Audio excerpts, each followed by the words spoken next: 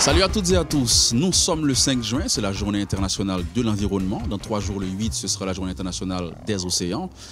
Agora Chita Palais sous Douamoun pour ce 8e rendez-vous s'intéresse donc à l'environnement et à l'océan. Avec nos invités, on va essayer de comprendre la situation en Haïti, quels sont les efforts qui y sont faits, mais aussi les impacts du changement climatique, notamment sur notre pays. On aura, comme d'habitude, beaucoup d'invités. Et déjà avec nous sur le plateau, Bérénice Muraille qui représente la délégation de l'Union européenne et Patrick Saint-Pré qui est journaliste. Mais aussi sur Zoom, nous avons le directeur général du ministère de l'Environnement, Astrel Joseph, pour cette première séquence. Je viens de commencer avec vous, Madame Muraille. Merci d'être là d'ailleurs au nom de l'Union européenne qui soutient cette initiative. Comme toujours, la place de l'environnement et des océans dans votre agenda. Alors, je dois dire que ça occupe une place importante dans notre agenda à Haïti, mais aussi dans notre agenda dans l'Union européenne. Puisque l'environnement et l'océan, et surtout l'impact que le changement climatique va avoir sur ces deux écosystèmes, est au cœur de la politique de l'Union européenne, à la fois dans ses politiques intérieures et dans ses politiques extérieures, donc notamment vis-à-vis de Haïti. Alors, les deux écosystèmes dont on parle, l'environnement et l'océan, sont particulièrement importants en Haïti. Vous êtes une île, vous êtes entouré par la mer, et l'environnement haïtien, qui est magnifique, est malheureusement fort dégradé déjà à ce jour, même en l'absence d'impact du changement climatique. Donc pour nous, c'est très important de soutenir Haïti, les populations et les institutions sur améliorer la protection de l'environnement et la protection de l'écosystème marin qui entoure Haïti. Et c'est à la fois conserver l'écosystème, les deux écosystèmes, et notamment l'écosystème terrestre, ce qu'il en reste. C'est à la fois protéger les populations contre les impacts qu'auront les changements climatiques.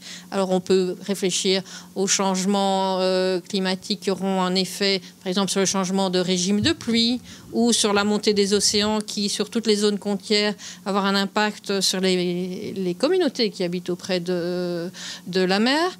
Et on pense aussi à l'impact économique et comment préparer l'économie future, et notamment le système alimentaire qui est tellement important pour une grosse majorité de la population haïtienne, comment les préparer à ces changements. Donc c'est vraiment là-dessus que nos programmes ici en Haïti se concentrent. Alors on a à la fois des programmes de renforcement institutionnel et de discussion, notamment avec les universités haïtiennes, sur comment améliorer les curriculums qui forment les futurs managers de demain dans tous les domaines, sur comment on va adapter les politiques futures à ces aspects de changement climatique et leur impact sur l'environnement et les océans. On appuie effectivement le ministère de l'Environnement, mais également le ministère de l'Agriculture, le MPCE, pour équiper les institutions haïtiennes non seulement des cadres dont ils auront besoin, mais aussi des politiques et des plans qui sont à mettre en place. Et on a également toute une série d'actions sur le terrain avec les populations qui aident soit à se protéger contre la montée des eaux ou une meilleure préparation aux inondations, etc., soit à adopter de nouvelles pratiques culturelles, d'économie d'eau, même lorsque les gens cultivent des cultures qui ont besoin d'eau, et aussi de l'énergie verte. Par exemple, comment cuisiner en n'utilisant pas du charbon de bois? Qu'est-ce qui peut être utilisé? Et notamment, pas seulement en ville où le gaz, par exemple, est très répandu, mais aussi dans les territoires en dehors de la zone ou du département de l'Ouest. Très bien. Donc, ce sont beaucoup d'actions qui sont menées par l'Union européenne. Vous avez cité le ministère de l'Environnement et justement, il y a une direction au niveau de ce ministère qui gère les dossiers climatiques avec le directeur général Astrel Joseph. On va voir, il est sur Zoom avec nous. Monsieur le directeur, content de vous avoir. Alors, allons voir pour les priorités du ministère en termes de lutte contre le changement climatique et ses effets sur Haïti. Quelles sont les priorités du ministère? La direction du changement climatique, pratiquement, c'est une direction qui est prévue dans le décret du 12 octobre 2005 qui a été adopté en Conseil des ministres. C'est un décret portant sur la gestion et la protection de l'environnement, d'accord, Pratiquement, il faut dire aussi que c'est seulement 25 ans plus tard, soit le 16 septembre 2020, dernièrement, on a le décret organisant le ministère de l'Environnement. Il faut dire aussi qu'entre-temps, le ministère de l'Environnement a signé des conventions internationales, dont celle portant sur la lutte contre la désertification et la sécheresse, la diversité biologique, incluant la convention sur le changement climatique. Il faut dire que ces 3 conventions sont des conventions sœurs, faisant partie de la convention ou encore de Rio sur l'environnement et le développement durable. Donc, ces 3 conventions marchent de pair. Mais il faut dire que les priorités environnementales tenant compte des enjeux environnementaux et les risques dont fait face l'environnement par rapport au changement climatique, la direction du changement climatique est au cœur des préoccupations et cette direction, c'est elle qui pilote la Convention cadre des Nations Unies sur le changement climatique. Et dans le cadre de cette convention, nous avons toute une série d'exigences à mettre en œuvre, que ce soit des plans d'action nationaux pour la lutte contre le changement climatique, des programmes nationaux d'adaptation en matière de changement climatique. Nous avons également tout ce qui a à voir en termes de contribution nationale déterminée sur le changement climatique. Donc, c'est pour vous dire que le changement climatique, c'est l'une de nos priorités au niveau du ministère de l'Environnement. Très bien, donc ça c'est pour les efforts du côté du ministère de l'Environnement. Une direction a été créée, c'est-à-dire il prend au sérieux aujourd'hui ce dossier, le changement climatique. Notamment, Patrick Saint-Pré, vous êtes journaliste, mais particulièrement intéressé par ce dossier. Vous avez même une plateforme, Haïti Climat. Et vous estimez... Quelle est votre collaboration avec le ministère, par exemple, avec cette direction? Vous estimez que ce sont des avancées, Patrick Saint-Pré, par rapport à ce dossier? Merci, Luckner. Donc, tout d'abord, je dois saluer les efforts qui sont faits au niveau de ce ministère, en particulier avec la direction du changement climatique. Et comme journaliste, d'abord, nous avons des interactions presque permanentes, on va dire, puisqu'ils font pas mal d'activités et la presse, comme vous le savez, c'est un bras important pour permettre de diffuser, de faire connaître ces activités qui sont faites en général à l'interne, parce que en Haïti, face à l'urgence qu'il y a au niveau de l'environnement, on doit faire beaucoup de travail de sensibilisation, de travail de l'éducation à l'environnement. C'est ce que nous faisons, nous autres, au niveau de la plateforme Haïti Climat. Et quand nous avons un partenaire qui facilite ce travail à travers l'acheminement des informations, à travers le partage des informations. Donc, ça aide le public à rester informé sur ce qui se fait. Et c'est à partir de ce travail d'information qui est, je dois dire, le corollaire du travail de formation, d'éducation. Donc, je pense que c'est une bonne base. Mais il y a toujours possibilité de mieux faire, et que ce soit à travers l'accès à l'information. Donc, il faut que cette information ne soit pas seulement l'apanage d'un petit groupe privilégié, mais il faut qu'il y ait une diffusion, un partage beaucoup plus large pour qu'il y ait beaucoup plus de personnes, beaucoup plus de journalistes qui s'intéressent à ce pan, je dois dire, très important de la réalité haïtienne, puisque nous vivons une réalité qui peut être compromise si des actions d'urgence ne sont pas prises, des actions d'urgence ne sont pas entreprises. Donc, moi-même particulièrement, j'ai eu de la chance de pouvoir m'intéresser tout d'abord à cette thématique. Je dis chance parce que c'est par hasard que j'ai pu participer. J'étais l'unique journaliste haïtien à participer à la COP21 à Paris. Donc, quand je suis arrivé, je me suis dit, mon Dieu, il y a tout un travail à faire. Donc, de retour en Haïti, j'ai pu, à travers les colonnes du Nouvelliste, sensibiliser. Et je me suis dit, bon, on ne va pas rester au niveau du Nouvelliste puisque c'est limité. Donc, on va créer une plateforme, intégrer les réseaux sociaux, intégrer la radio qui est le médium le plus populaire en Haïti. Plus de 90% de la population écoute la radio. Donc, si on fait de la sensibilisation, on ne se tourne pas vers la radio, on va dire que bon, c'est un travail qui est à moitié effectué. Donc, on s'est tourné vers la radio, donc on multiplie les efforts de manière à ce qu'il y ait beaucoup plus de gens qui soient formés à cette thématique, qui soient informés aussi à cette thématique. Aujourd'hui, il y a Haïti Climat, cette émission qui est diffusée sur une station de radio, mais la presse en général, pensez-vous, Patrick Saint-Pré, que la presse joue son rôle, il faut bien encore faire assez en termes de sensibilisation, parce que là, et on parle de changement climatique et ses conséquences, peut-être qu'on pourra voir un peu plus tard, le rôle de la presse dans tout ça, Patrick Saint-Pré, selon vous? Bon, la presse a un rôle de vigie, ça on le sait, mais pour que ce rôle soit complètement assumé, il faudrait qu'il y ait, parce que là on parle de spécialisation. En Haïti, faut regarder le paysage médiatique. Nous avons un paysage médiatique qui est plutôt généraliste, avec un très fort penchant pour l'actualité politique, l'actualité immédiate et aussi l'actualité sportive. Donc c'est fort de ce constat que nous autres, nous nous sommes dit d'abord, on va essayer d'intéresser les confrères journalistes pour qu'il y ait une masse critique à intervenir autour de ces points.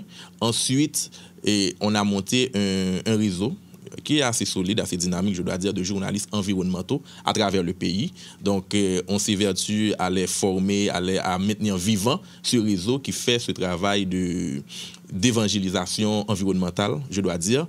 Et aussi, nous nous sommes dit, OK, bon, si nous avons formé les journalistes, eh bien, il faut les journalistes aient leur propre médium. D'où le travail que fait Haïti Climat. Et on doit dire que c'est nouveau, la thématique est nouvelle, et je ne crois pas que Haïti soit le seul pays à connaître cette situation. Et il y a encore du travail à faire, donc on doit continuer à sensibiliser les journalistes d'abord pour qu'ils puissent eux-mêmes sensibiliser leur audience, leur public. Ensuite, les former, donc, parce que c'est un thème vraiment spécialisé. On va pas pouvoir informer correctement les gens si on ne sait pas de quoi on va parler.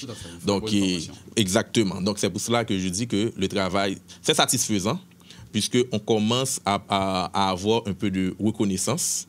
Et Haïti Climat a été primé au niveau international et de plus en plus, on voit qu'il y a un impact de ce qui se fait et on aimerait qu'il y ait un effet multiplicateur. Donc, qu'il y ait beaucoup plus de journalistes qui embrassent cette cause, qui ont leur propre plateforme et qui peuvent diffuser ces informations de manière continue et non de manière conjoncturelle quand il y a une catastrophe naturelle, hélas. L'Union européenne œuvre, ça fait quelques temps. On va analyser les résultats avec Bérénice Muraille, mais j'ai envie de me tourner vers le directeur général Astrel Joseph pour essayer de comprendre. Quand on parle de changement climatique, on s'intéresse à ce dossier. On parle de quoi en termes d'impact pour Haïti notamment, et qu'est-ce qu'on peut faire pour mitiger les risques ici en Haïti, monsieur le directeur général?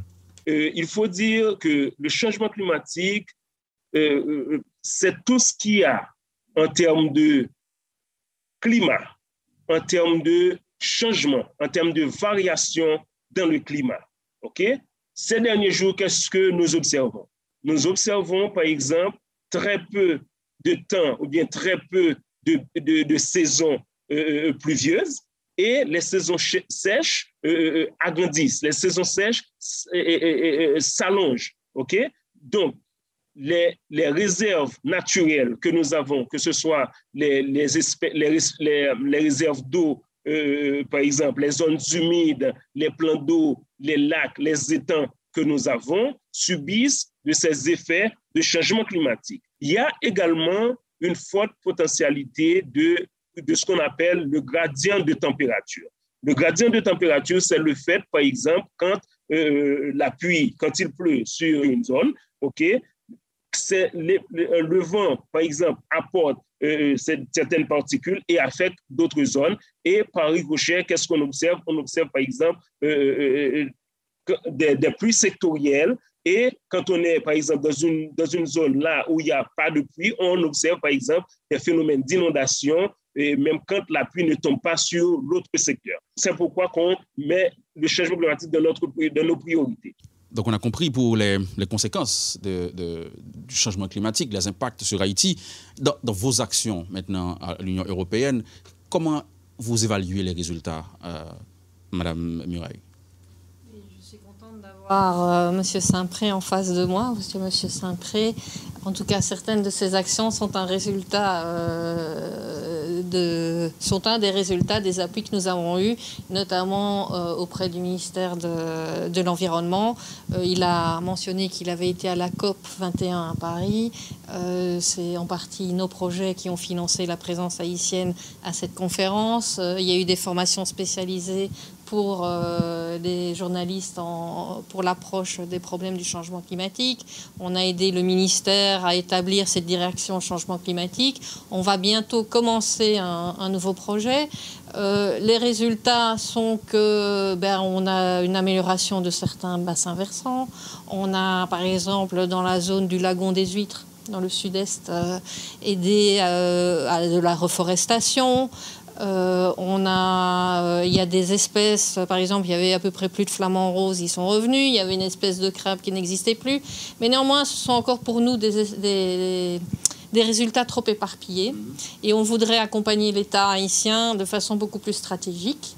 Et on attend également, et c'est très bien que monsieur le directeur, monsieur Joseph, le directeur général du ministère, l'ait mentionné, on puisse agir de façon plus stratégique avec le ministère de l'Environnement pour, dans toutes nos actions, pas uniquement celles que nous avons sur l'environnement et les océans. Nous travaillons beaucoup sur, par exemple, la sécurité alimentaire en Haïti. Eh bien, on adapte nos programmes pour qu'ils considèrent cette problématique environnement et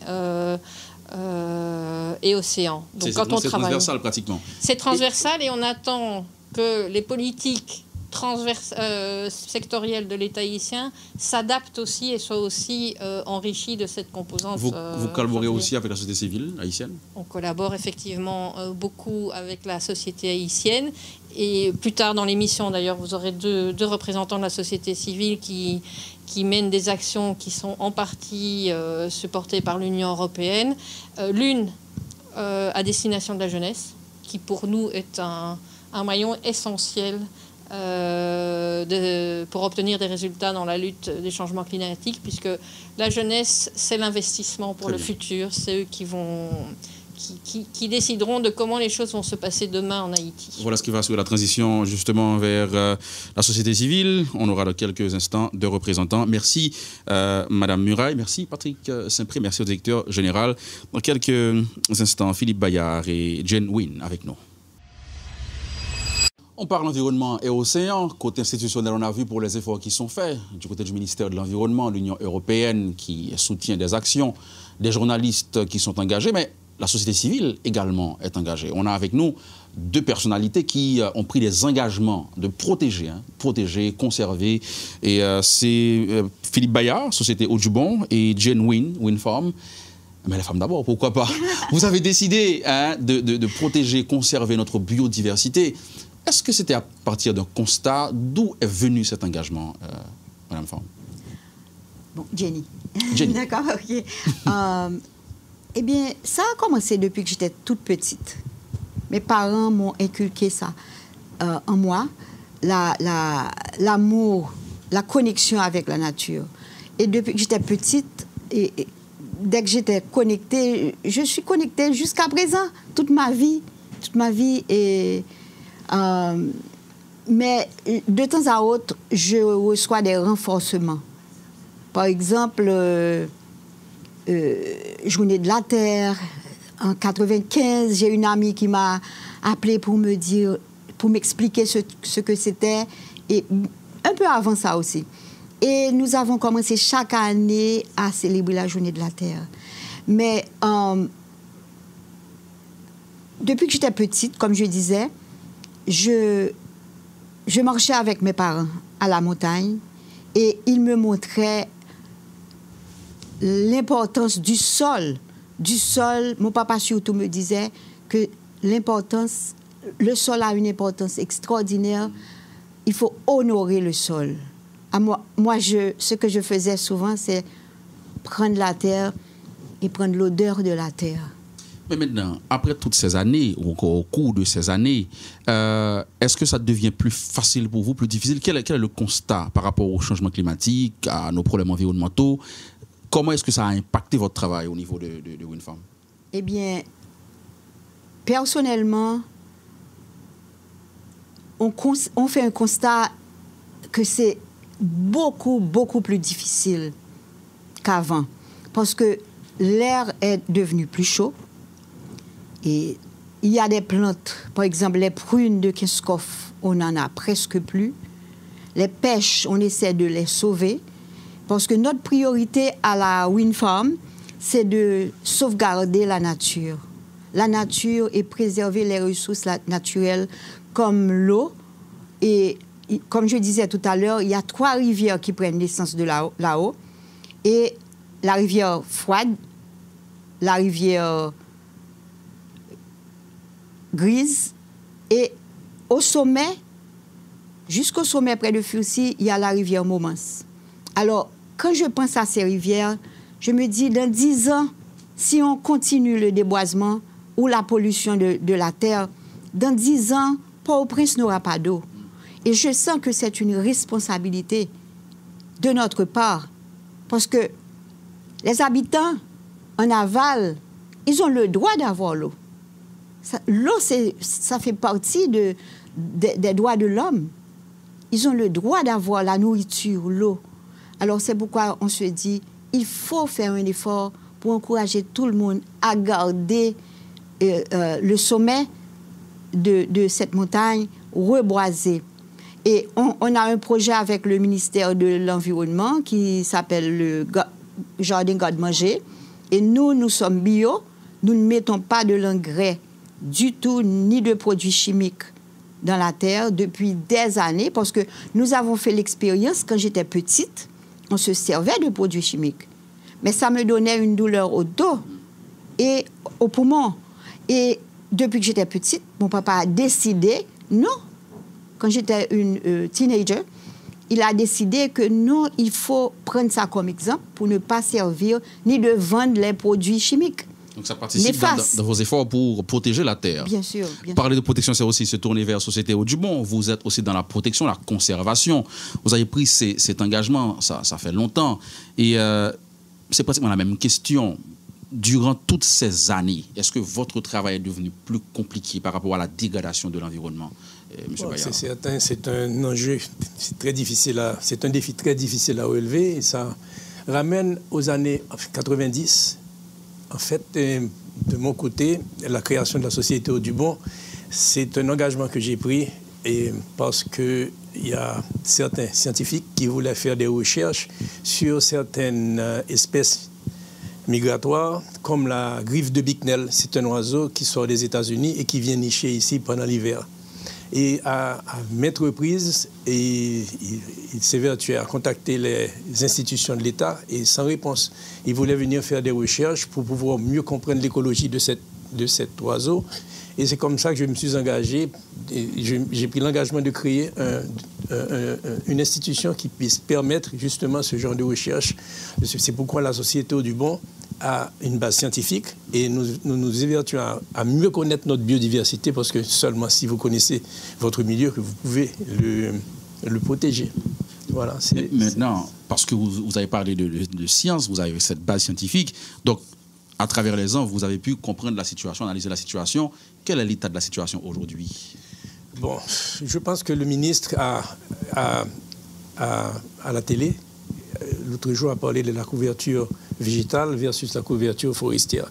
Les forêts abritent le plus fort taux de biodiversité que nous avons. C'est-à-dire, ce n'est pas le seul endroit riche, mais si vous analysez le profil biologique de tous les espaces que nous avons, et je pense que ça rejoint ce que Jenny disait aussi, c'est que Haïti jouit de plusieurs écosystèmes. Par exemple, ce qui prévaut à Wind Farm est différent, par exemple, au lac Azuéi. Donc, c'est important d'avoir des actions privées, des actions publiques et des actions individuelles pour pouvoir sauvegarder cette biodiversité. Biodiversité, j'entends que toutes les espèces qui vivent dans un milieu donné et les relations, l'écologie, leur écologie, c'est-à-dire leur relation avec le milieu dans ce milieu dans lequel ils vivent. Mais cette dégradation, cette situation qu'on vit aujourd'hui, Philippe Bayard, c'est le résultat de quoi? De la faiblesse de qui? Est-ce qu'il faut que des personnes comme Jenny, comme vous, prennent des responsabilités, s'engagent à protéger une partie de terre pour faire face à ce problème, ou c'est plus global que cela? Bon, je vais évoquer un argument qui est très fort, et à mon avis d'ailleurs, dont Wind Farm en souffre beaucoup, c'est la tenue foncière. parce que comme Jenny l'a expliqué, je me permets de me référer à elle, parce que c'est un travail que ses parents ont commencé, et je pense que c'est plus facile à jauger, justement, et par rapport à votre question. La tenue foncière, c'est-à-dire que le droit de propriété n'est pas respecté en Haïti. Et l'État est le plus grand propriétaire de terre, si on considère le territoire. Donc, étant donné que l'État est déficient et n'est pas présent dans la plupart des endroits, comme les endroits que nous avons nous-mêmes détectés comme les endroits les plus riches en biodiversité, donc, ça prête le champ à toutes sortes de dégradations, c'est-à-dire une exploitation excessive des denrées et qui mène une dégradation, donc avec la déforestation, par exemple. Donc c'est la faiblesse notamment de l'État qui nous a conduit là. C'est l'État central, c'est-à-dire c'est le premier, il faut que l'espace soit organisé, ce qui n'est pas notre cas. Vous avez... allez-y. Je vais ajouter, c'est aussi la responsabilité des grands États.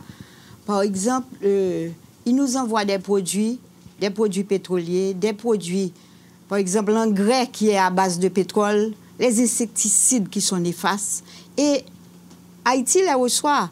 Et on n'a pas de gestion en Haïti. Non seulement de gestion environnementale, de gestion point final. Il n'y a pas de gestion.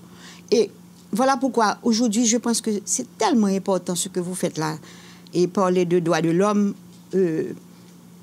droit moun, je peux rentrer dans le créole maintenant? Oh, bien sûr, bien sûr. OK. Parler de droit moun avec climat. Changement climatique là, et moi j'ai senti que manque de responsabilité ça, il vient faire que l'homme a regardé 4e belle fontaine, on n'a pas de droit du tout, il n'y a pas de l'eau pour y boire, il n'y a pas un bon caille pour y habiter. Il y a après les toute semaine pour dire me fait me cadeau un bourrette avec depuis quoi pour ti moun yo capable joindre une route pour y marcher pour y aller à l'école. Il y a coupé pied bois pour faire charbon parce qu'il n'y a pas d'alternative pour ça, pour combustible. Et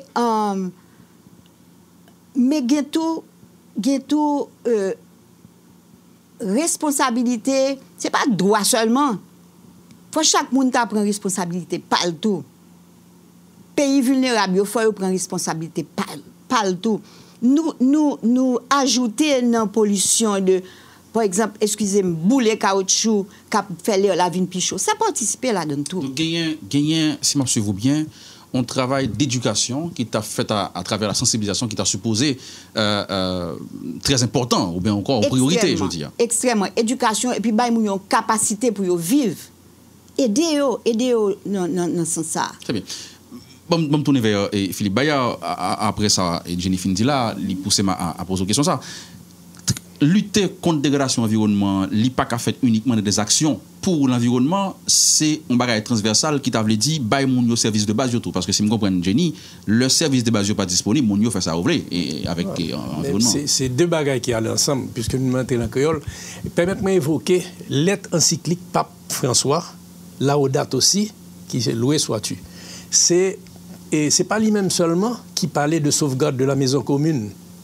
Jean 23 t'es parlé de ça, Paul VI t'es parlé de ça, Benoît XVI t'es parlé de ça, et lui-même, ils font encyclique lui-même écrit tellement son bagage qui était pour l'interpeller conscience individuelle nous et conscience société nous avec sous urgence qui gagnait pour capable changer le paradigme que nous gagnons qu'on y a sous je n'ai mené comme nous, je n'ai exploité de manière abusive l'environnement nous qui créait tout problème que nous avons là.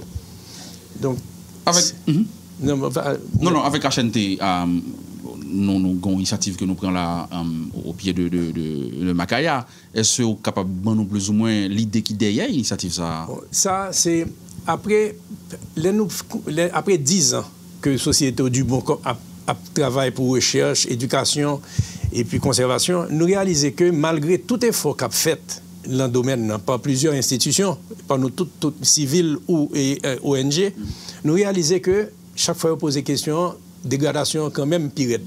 Donc nous disons, mais il y a des bagages qui ne pas marché. Donc il faut chercher changer de stratégie pour être capable de gagner des résultats plus probants sur le terrain. Donc c'est comme ça, Moi-même, personnellement, et j'ai fait première déclaration ça en 2002, si moi, Washington, en conférence, pour me dire, bon, il faut que d'une part, nous sommes capables de jouer un moyen pour nous déterminer d'abord qui programme de conservation pour nous gagner, et qu'on y a, faut chercher et jouer une ressource pour nous capables mener programme ça, parce que c'est des bails qui coûtent cob, et institution qui a fait conservation, pas un cob. Sous 10 ans, à l'époque, nous avons fait une évaluation, côté que tu as à peu près 2 milliards de dollars dépensés dans la conservation environnementale.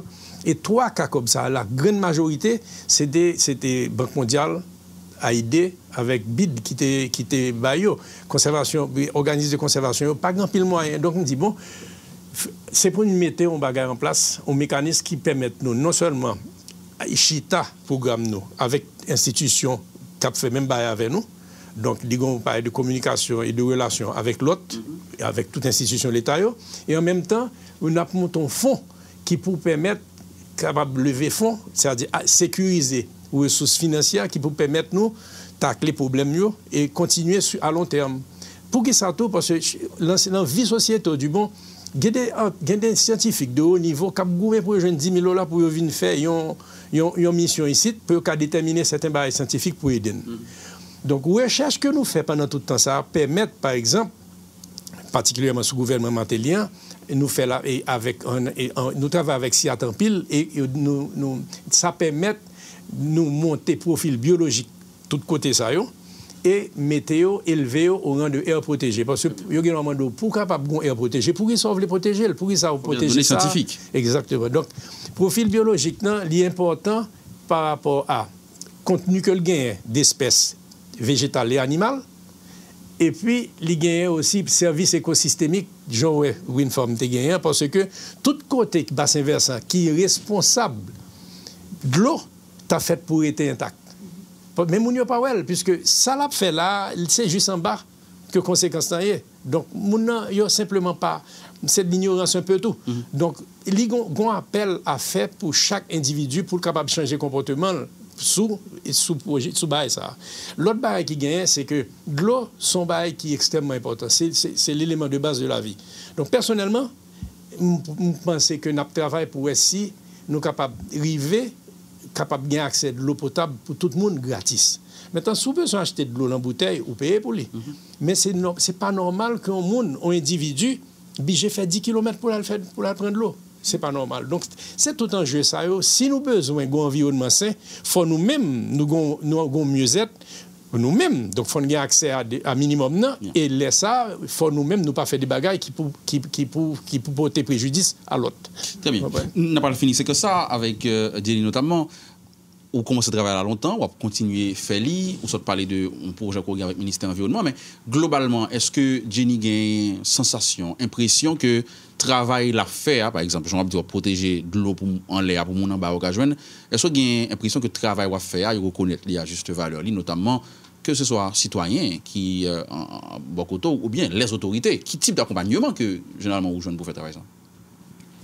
En général, la société n'a pas de valeur. Ils sont capables de venir, des gens de l'autre côté, ils viennent jouer, c'est pas ça, mais ils n'ont pas jamais assez pour satisfaire tout le monde. Et ça, c'est un problème grave, surtout bon, en Haïti. Pour nous, surtout, nous jouons un problème ça en pile. Côté, pas d'appréciation vraiment. Et nous avons fait un programme avec l'ambassade de France, un projet PISCA. Côté, nous avons travaillé avec 4 écoles et 1020 élèves. Nous avons envie que nous que si élèves yo des parents planter on produit gain un produit que planter eux même que après récolter que ça t'a capable impliquer élèves là dans paiement scolaire li et puis l'a soulager parents un peu. Ça fait nous t'ai choisi une plante qui est résilient à changement climatique, son liane liée, la grenadier sucrée. Et nous baillons chaque élève tant de plans qui pour t'a payé année scolaire, il commencé à récolter. Tant de plans ça bon assez fruits pour payer année scolaire là. Mais pas contre si c'est l'école si c'est directeur si c'est professeur mais gon manque de conscientisation, peut-être c'est de notre part que élèves yo pas bail plan ça yo importance, yo pas bail soin qui fait extrêmement difficile ça n'a faire. Et nous cherchons voyer jusqu'à 4e Bellefontaine tout dans l'école jusqu'à 4e Bellefontaine pour nous parce que problème et fermier à gain chaque année c'est li pas joindre cob pour payer l'école petite là. Et puis y a voyer ti moun yo tourner, y a voyer tourner tout le temps et puis me vinn kon l'idée qui dit bien si élève là aider parents le produit et c'est pas un bail qui prend pile place ni en pile de l'eau, OK?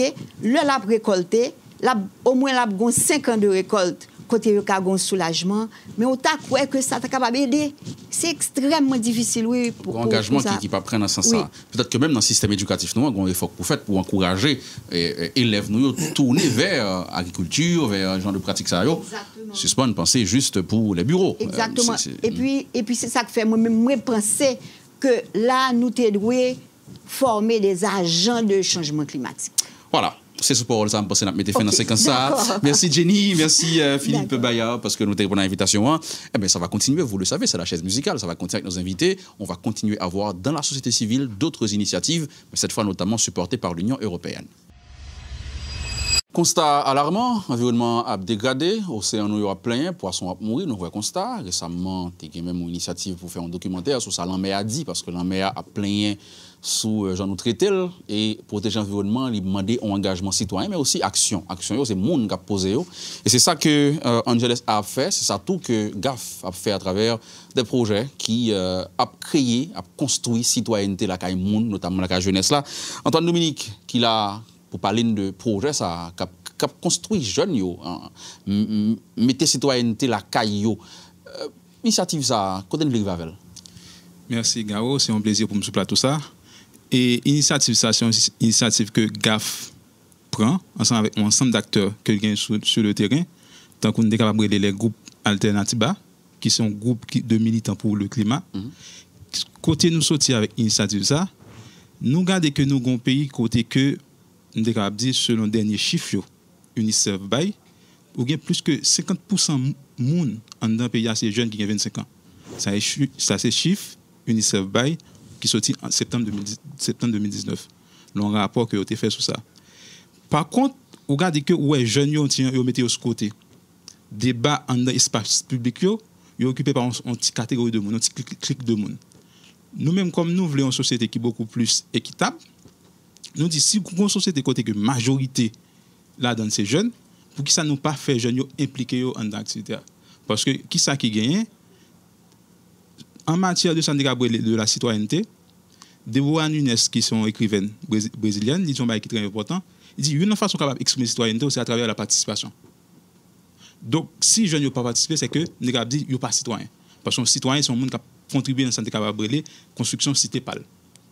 Donc, c'est dans ce sens-là, nous dit que le projet, ça, nous visons qui ça, c'est que c'est, nous avons dit, permettre aux jeunes de participer dans ça et dans les décisions qu'ils prennent dans la communauté. Surtout sur l'ensemble d'enjeux. Ça qui concerne l'environnement, ça qui concerne la citoyenneté, ça qui concerne le développement. Ça, c'est le premier, nous avons dit, vision globale projet ça. Donc, côté nous voulons arriver avec lui pour répondre à la question là, c'est que nous voulons que des jeunes qui portent des politiques publiques, qui sont capables de répondre avec enjeux ça que nous disons. Et comment ça fait? C'est nous former, nous sensibiliser, quel type d'action que nous gagnons dans le cadre du projet ça? OK. Pour ça arriver fait, d'abord, il y a un premier bail que nous faisons. Parce que nous-mêmes, GAF, nous travaillons dans santé et développement local.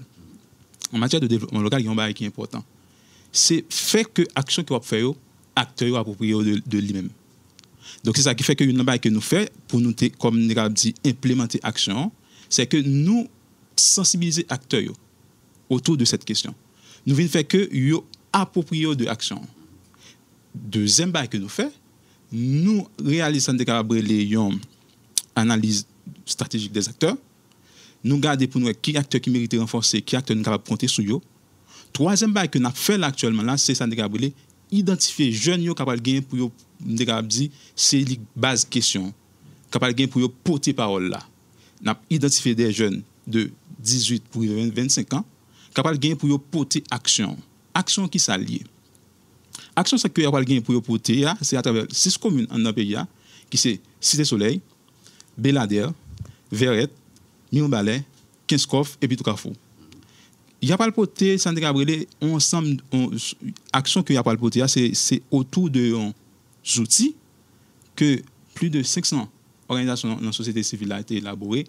Yo dit mettez tout en document les pacte pour la transition écologique et sociale. Jeunes ça pas gagner pour yo porter document ça. Porter outils ça vers la communauté. Porter outils ça by l'autre jeune, porter outils ça by autorité qui a bien pour venir diriger pays ça. Donc porter la veut dire, il expliquer au lit, il faire comprendre ni et c'est surtout ça. Oui, porter les outils ça va c'est dit en dans outils ça on ensemble des mesures. Ensemble de mesures qui concernent le climat avec biodiversité. Et pas dit pour question climat biodiversité, mais sa communauté a dit mais qui ça doit fonctionner. Ou joindre citoyenneté avec démocratie. Je dis pour question citoyenneté, mais qui ça doit. Nous pas qu'à 50%, plus que 50% en dans population, par contre, yo mettez nous de côté. Je va dire pour question santé Gabriel, justice sociale avec solidarité, mais qui j'en well. Très bien. Pour tes outils ça va dire mais qui ça nous ouais de économie. Mais qui ça nous de Sandra Gabriel administration publique là. C'est-à-dire c'est ensemble des mesures qui en dans outils ça qui voulait Sandra Gabriel émancipation territoriale, qui voulait Sandra Gabriel des territoires qui beaucoup plus juste et équitable, c'est ça qu'on va pour porter devant public là et devant monde qui va gagner pour diriger. Dominique, Antoine Dominique qui représente GAF, nous avons parlé avec Johansson Lacour, nous avons parlé de un modèle de réussite. Nous avons un success story. Parce que il y a un projet qui était d'abord nommé l'État et peut-être par rapport au résultat que le débat, nous définitivement voulons prendre dans le secteur privé pour nous continuer avec lui. Et c'est un projet pour nous transformer des bails qui et pas servi à l'environnement pour nous faire qu'on y a servi monde. Parlez plus de projet ça. Oui, merci Garo pour l'invitation. Et c'est une opportunité que je gagne pour me parler de Angel SA, qui sont jeunes entreprises qui reprennent projet qu'on va parler de lien. Mais pour nous parler de Genèse Projet, on dit que tu as un programme AP3C, qui sont un programme financé par l'Union européenne et qui tape géré en coopération avec le ministère de l'Environnement. Et puis maintenant, tu as un opérateur qui sont ONG, Caritas et Conseil d'Action Tout. Ils ont même qui ont un projet dans la zone bassin versant Carrefour Léogane. Et on a fait un projet de résilience climatique, côté qui a aidé réduire la vulnérabilité mondiale, non partie sous agriculture, mais non l'autre partie tout, sous réduire phénomène de déboisement, etc. Et solution qui ont été portées, c'était des alternatives énergétiques créées. Je connais Léogane à cause de avec usine Clérin qui est dans la zone, grand pile production de canne à sucre. Et puis l'idée, c'était récupérer bagages de canne à sucre comme déchets, comme résidus, et puis qu'on y a pour faire l'autre produit avec lui. Et puis l'idée, c'était quoi? C'était monter en machinerie semi-industrielle pour eux-mêmes, pour commencer à transformer bagages de canne à sucre en des pellets. Pellets, là, c'est des au fond processus de densification, des bagages comme ça qui finissent fort comme des granulés qui sont capables de brûler, non réchaud. Pas un réchaud traditionnel, mais nous-mêmes, nous fabriquons des réchauds. Qui est approprié pour produire ça. Exactement. C'est des réchauds qui bordent des rendements calorifiques qui sont plus élevés que les réchauds traditionnels. Parce qu'ils sont réchauds à pyrolyse, avec 2 foyers de combustion. C'est un peu technique, mais ce n'est pas compliqué.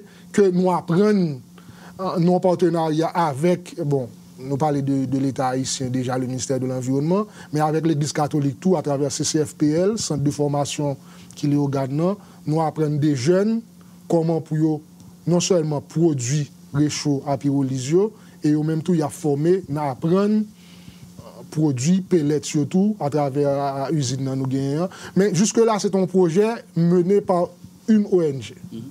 Et puis qu'on y a cherché des mécanismes de pérennité et pour le projet aller avec des solutions plus durables.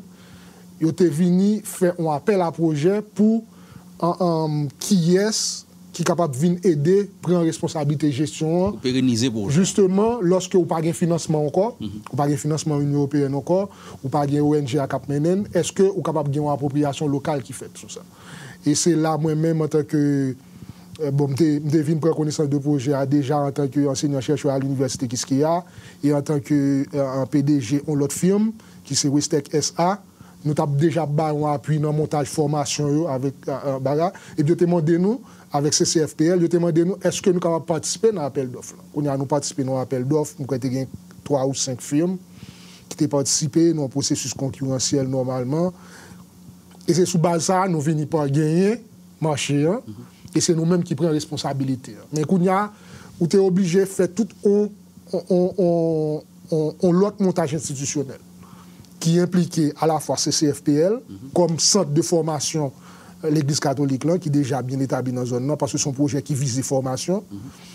Aspect technique, là, Westec SA venu avec responsabilité de gestion technique et opérationnelle. Là. Et l'autre maillon important dans la chaîne, c'était SPTC, qui c'est regroupement tout producteur de canne à sucre, de transformateur de canne à sucre dans la zone Léogane. Et c'est 3 regroupements, 3 entités qui regroupent ensemble, qui viennent voir Angel SA, qui c'est Alliance nationale de gestion de l'environnement de Léogane. Même si ça a une connotation religieuse, mais ça n'a rien à voir. Très bien. C'est juste une entreprise. Je dis à ça, le vignier, est-ce que le vin tourne un projet côté nous commercialiser qu'on y a produit ou bien il est toujours le même format qui sait permettre les disponibles pour la communauté? L'idée, justement, c'est commercialiser. Actuellement, là, nous avons produit 500 réchauds. L'idée, pour les 3 à 6 prochains mois, c'est pour nous arriver à produire 1000 réchauds à pyrolyse. Et puis, bon, normalement, nous avons une panne technique sous un pelletisateur là, que nous avons résoudre. Et c'est commercialiser réchauffant. Mais réchauffant, c'est presque, m'dadou, c'est, ma pour exemple, téléphone avant. Par exemple, ou un téléphone portable dans le monde, c'est comme si vous avez une compagnie qui a fait un cadeau téléphone presque ou bien subventionnel pour capable consommer crédit 4 nan men. Très bien. Pour capable consommer. Mais objectif par nous c'est vendre pellets là. Donc réchaud nous presque subventionné. Réchaud subventionné justement pour capable consommer pellets là parce que l'idée c'est réduire pression qu'a faite sous réserve forestière que nous gagnons, réserve de bois. Ça nous produit, il remplace le charbon, on est obligé d'utiliser charbon. Il remplace le charbon, il remplace le bois tout, bois que nous consommons en pile tout, et c'est sous ça qu'on travaille. Est-ce que nous évaluons l'impact là, depuis l'un de la phase projet pilote là, c'est le ministère de l'Environnement qui avec support de l'Union européenne, est-ce que nous réalisons quel impact que le gagné sur la société, ça dans quel niveau le réduit consommation bois avec charbon? Il est encore trop tôt. Honnêtement, il est encore trop tôt pour nous évaluer l'impact là, parce que là, nous considérons que nous sommes au processus de démarrage. Parce que appel d'offres Union européenne, dans Caritas, là, nous signons contrat de passation de responsabilité pratiquement fin 2019. Pour nous monter une nouvelle société, nous prenons pratiquement 2020. Et là, 2021, nous vraiment en phase de démarrage. Avec toutes les difficultés qu'on connaît, Matissan, etc. Honnêtement, nous ne pouvons pas évaluer le démarrage. Mais nous ne pouvons pas évaluer, mais demande là existait. Okay. Et nous faisons étude de marché qui montrait qu'il y a une demande et avec bassin de, je ne vais pas dire étudiants, ce n'est pas à l'université, mais de jeunes que nous formons, justement, ils ont même tout. C'est comme si des micro-entreprises, ils ont même tout qui prennent le produit réchaud et qui aider renforcer demande production, demande pour briquettes qu'on a produit. Antoine Dominique, sur la jeunesse, c'est surtout ça que nous concentrons.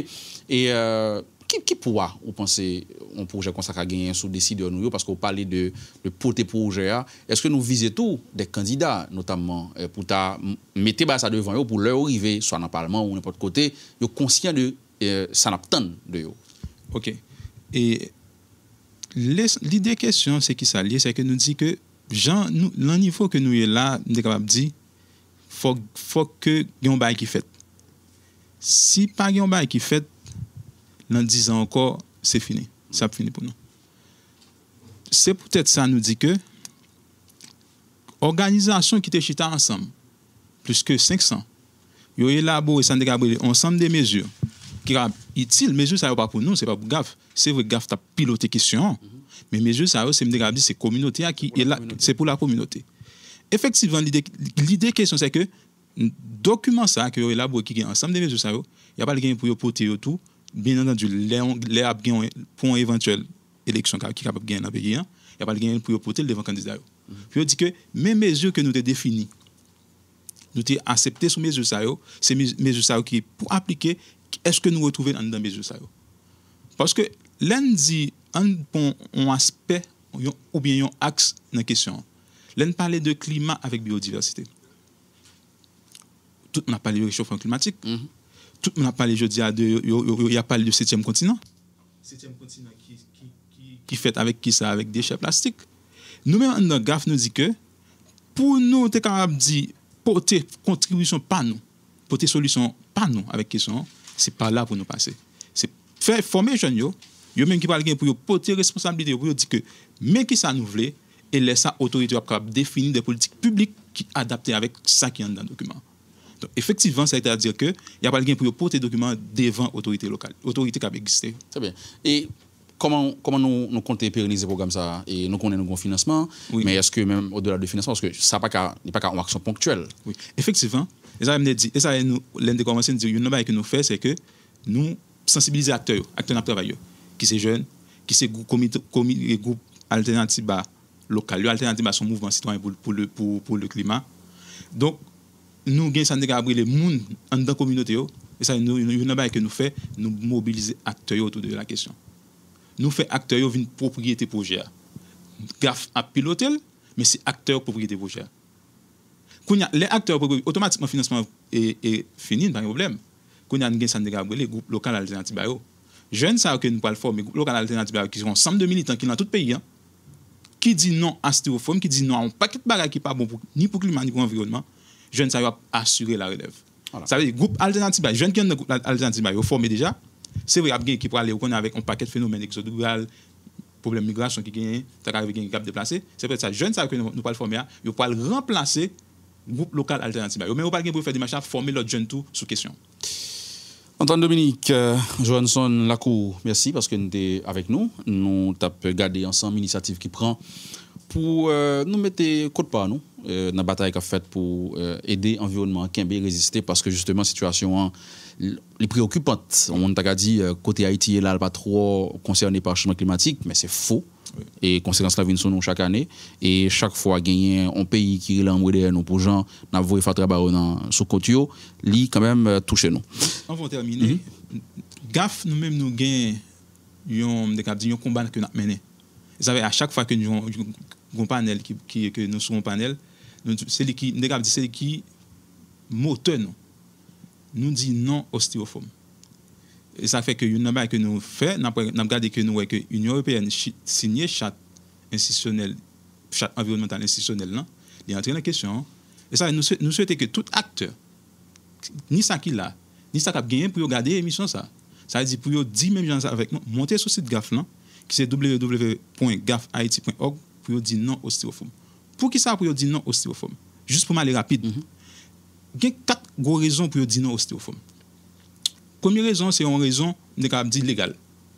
Le styrofoam, le styrofoam, pour tout le monde comprendre, ça nous les boîtes carton manger, assiette blanche carton manger, c'est des produits que ont arrêté ministériel qui te prend le 10 juillet 2013 qui interdit question ça. Ça dit c'est la première raison doué dire bannir question styrofoam. Et ça n'importe qui occasion à manger le styrofoam de arrêter. Parce que l'État haïtien dit non, ça pas de ni commercialiser, ni fait, ni utiliser sur le territoire. Deuxième raison, c'est pour des raisons sanitaires. Styrofoam, ou styrofoam, ou qui ça, ou pétrole, ou ça le styrène, ou benzène. Produits ça, il y a des études qui prouvent que ce sont des produits qui sont cancérigènes. Yeah. Troisième raison pour aller rapide, c'est une raison économique. Il y a un coût. Un petit boîte de carton coûte presque 12 gouttes 50. Quatrième raison, c'est raison environnementale. 10% déchets plastiques qui allent dans l'océan, c'est styrofoam. C'est ça fait important pour nous combattre ça et me souhaiter que tout acteur qui l'a prend ça en considération. Pour nous finir vraiment, Angel Esca, nous dans question énergie, mais interpellation Dominique là, est-ce que nous commençons à réfléchir sur un élargissement de champ d'action nous qui t'a qu'à toucher l'autre problème capement et environnement? Non, je nous dis c'est exactement ça. Moi, je travaille surtout en assistance technique avec le gouvernement, tout sur question styrofoam là. Et il y a des études qui font déjà sur question ça. Et bon là, comme ce n'était pas le sujet pour moi-même, je ne vais pas parler de lui, mais ça c'est un sujet même avec GAFTOU, avec David, nous travaillons ensemble, nous réfléchissons ensemble sur question ça déjà, et c'est un sujet qui interpelle nous. Mais par rapport à Angel SA, justement, Angel, c'est la gestion de l'environnement de manière intégrale. Okay. Et l'idée, c'est Jean Tap dit à l'heure, c'est que nous visons l'innovation. L'innovation, c'est ça qui fait des fois, il prend plus de temps, surtout dans le contexte qui c'est contexte par nous en Haïti, pour nous aller vers l'innovation. Après, pendant m'a parlé par exemple de l'appui que nous gagnons avec l'université Kiskeya. C'est-à-dire que moi-même, j'ai enseignant-chercheur à l'université Kiskeya et c'est à travers l'université, à travers d'autres partenariats stratégiques avec d'autres centres de recherche, que ce soit en Europe, que ce soit en Afrique, qui ont la même situation, qui réfléchissent aux mêmes thématiques avec nous, que nous arrivons à accoucher des innovations. Projet Union européenne, justement, son projet qui visait, son projet climatique, qui visait résilience climatique à travers mécanisme d'adaptation, nous d'accord, mais ou plus aller sur l'agriculture, non mécanisme d'adaptation. Mais là, on va parler de problématiques énergétiques, nous plus pour aller sur l'atténuation, côté que nous avons visé réduire émissions gaz à effet de serre. Justement. Et vision diminution émissions gaz à effet de serre. Et c'est là tout un challenge pour nous. C'est-à-dire aller vers des technologies, innovations qui permettent que nous soyons capables d'arriver à ça. Et ça passe tout par des alternatives tout à assiette styrofoam, même si on peut passer par des alternatives énergétiques. C'est ça. Il faut qu'il y ait des initiatives qui prennent pour nous venir avec l'autre solution. Ce n'est pas même bagaille tout en replanter pieds bois. Donc, il faut qu'il y ait d'autres bagailles qui viennent pour nous agir sur en profondeur. Bon, récemment, nous songé Joe Biden de prendre une décision pour les réduire de moitié émissions de gaz à effet de serre pour les États-Unis. C'est des efforts qu'on s'est fait dans le monde. Il souhaitait qu'un autre pays emboîte le pas. Ah, mais Haïti qui a fait pas le tout. De façon, a des objectifs tout par rapport à réduction gaz à effet de serre. Même si nous avons un pile, monsieur. Et non, bon, un document CDN actuellement avec d'autres collègues du ministère de l'Environnement, on a travaillé pour nous réviser CDN qui, par chaque pays, en fonction de capacité pour, de réalité pour, ou obligé de des contributions quand même. Voilà. Nous avons fini, merci, parce que nous êtes avec nous. Merci à l'autre invité, nous, directeur général du ministère, là, Astrel Joseph, Bérénice Muraille qui est là pour l'Union européenne. Philippe Bayard, Société Audubon, Jane Wynne qui est là pour Winfarm. Donc voilà, merci à tous invités. Merci à vous-même qui étaient avec nous. Regardez, pas oublier, environnement, c'est nous tous. Hein. C'est pas en bagaille moi-même, c'est pas en bagaille Dominique ou bien la Cour, c'est nous tous parce que, conséquence, nous tous à payer les cyclones ou tout l'autre impact que le gagnent sous nous. Pour engagement Jodia pour protéger l'environnement, le 8, c'est à Journée Océan. Continuez à faire action pour là parce que ou même au café différence là. Merci parce que vous êtes avec nous. Rendez-vous pour la même édition.